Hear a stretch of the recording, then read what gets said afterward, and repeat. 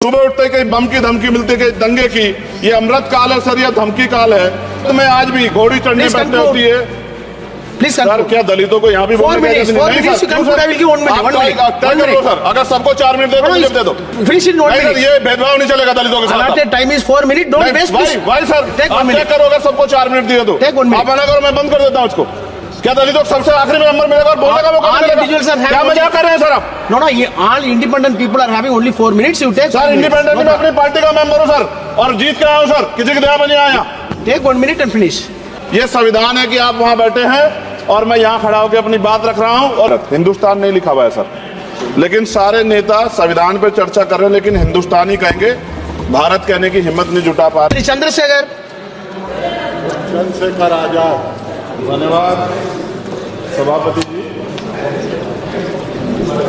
आज हम संविधान की गौरवशाली यात्रा पे जो 75 साल की बात कर रहे हैं,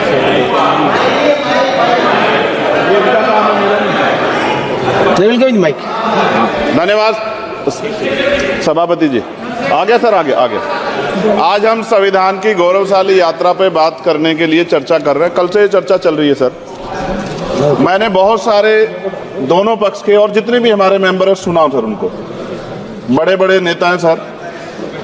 इसके भाग 1 में लिखा हुआ है India that is Bharat, Hindustan नहीं लिखा हुआ है सर। लेकिन सारे नेता संविधान पे चर्चा कर रहे हैं, लेकिन हिंदुस्तान ही कहेंगे, भारत कहने की हिम्मत नहीं जुटा पा रहे। ये बड़ा सवाल है सर कि क्या संविधान के हिसाब से बात रखी जा रही है। मैं धन्यवाद दूंगा फूले साहब बाबा साहब अम्बेडकर को और मेरे नेता मान्यवर साहब श्री काशीराम को। 25 नवंबर 1949 को संविधान को सौंपते हुए डॉक्टर बाबा साहब अम्बेडकर ने कहा था कि 26 जनवरी 1950 को हम विरोधाभास भरे जीवन में प्रवेश करने जा रहे हैं। राजनीतिक जीवन में तो हमारे पास समानता होगी, लेकिन सामाजिक और आर्थिक जीवन में असमानता होगी। क्या ये चुनौती आज 75 साल बाद दूर हुई है? भारत ने 26 जनवरी 1950 को संविधान लागू होने के साथ खुद को एक संप्रभु लोकतांत्रिक और गणतांत्रिक राज्य होने का ऐलान किया।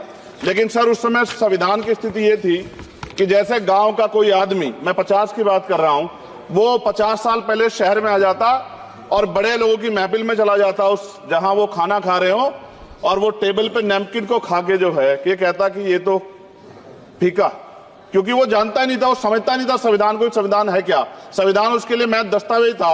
ये जिम्मेदारी थी राजनीतिक दलों पे कि वो संविधान को व्यवहार में लेके आते। और इसके इतने सारे आर्टिकल हैं, अगर इनको व्यवहार में लाया जाता तो मुझे लगता कि आज देश बहुत बदल गया होता।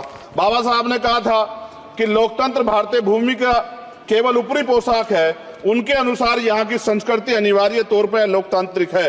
भारत जैसे गरीब और गैर बराबरी वाले देश में संविधान के जरिए छुआछूत खत्म करना, वंचितों के लिए सकारात्मक उपाय करना, सभी वयस्कों के लिए मतदान का अधिकार देना और सबके लिए सम्मान अधिकार तय करना, ये बहुत बड़ी उपलब्धि थी सर। ये संविधान है कि आप वहां बैठे हैं और मैं यहाँ खड़ा होकर अपनी बात रख रहा हूं। और इस देश में आदिवासी महिला के तौर पे जो है राष्ट्रपति बनी है, और प्राइम मिनिस्टर तो नहीं बना, लेकिन शेड्यूल कास्ट के बड़े नेताओं को भी जो है राष्ट्रपति बनने का मौका मिला। इस संविधान की देन, अगर वोट हम पे नहीं होता तो शायद अमीर और जो राजा महाराजा खुद को मानते हैं हमारी गलियों तक नहीं आ पाते, हमारे हाल नहीं जान पाते। आजादी का मतलब सर सिर्फ अधिकार पाना भर नहीं है, इसके लिए हमारे संविधान में सरकार और नागरिकों के अधिकारों के शासन के कर्तव्यों का विस्तार से उल्लेख किया गया है। बाबा साहब ने संविधान सभा में दिए गए भाषण में कहा था कि स्वतंत्रता आनंद का विषय है, पर अब हमें अपनी जिम्मेदारियों पर भी ध्यान देना होगा। संविधान ने सुनिश्चित किया कि रानी के पेट से राजा जन्म नहीं लेगा, वोट से नेता तैयार होगा। आर्थिक बराबरी के लिए सरकार क्या कर रही है? गरीब और गरीब हो रहा है और अमीर हो रहा है। सुबह उठते कहीं बम की धमकी मिलती कहीं दंगे की, ये अमृत काल है सर, या धमकी काल है। कितना बढ़ रहा है आर्टिकल 15 सर। भारत में आज भी घोड़ी चढ़ने बैठने होती है प्लीज सर। क्या दलितों को यहाँ भी बोलने का इजाजत नहीं है सर? अगर सबको 4 मिनट दे दो ये भेदभाव नहीं चलेगा दलितों के साथ। Time is 4 minute, don't waste भाई सर आप क्या करो, अगर सबको 4 मिनट दिए तो आप मना करो, मैं बंद कर देता हूँ उसको। क्या दलितों को सबसे आखिरी में नंबर मिलेगा और बोलने का मौका मिलेगा? क्या मजाक कर रहे हैं सर आप? नो ये all independent people are having only 4 minutes. You take sir independent में अपनी पार्टी का मेंबर हूँ सर, और जीत के आया हूँ सर, किसी की दया में नहीं आया। Take 1 minute and finish sir. कल भी बोले तो एक दलीय पार्टी के लोग, आप मौका दो सर। मूछे रखने पर हत्या होती है, महिलाओं पे, छोटे मासूम बच्चों पर रेप हिंसा होती है, एनसीआरबी का डाटा देकर डर लगेगा। यही 1 किलोमीटर में संविधान को जला गया। और महाराष्ट्र के परभनी में अभी भी संविधान को नष्ट किया गया, उसकी कॉपी को।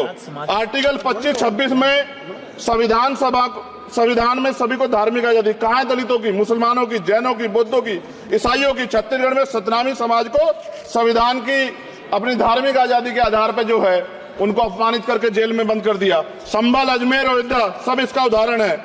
ये सरकार आलोचना डरती है। कितने लोग जेल में बंद है? मिरान हैदर, खालिद सैफी, उमर खालिद खान, सिफा खान, गुलफ्शा फातिमा और आजम खान साहब राजनीतिक विरोध में बंद है।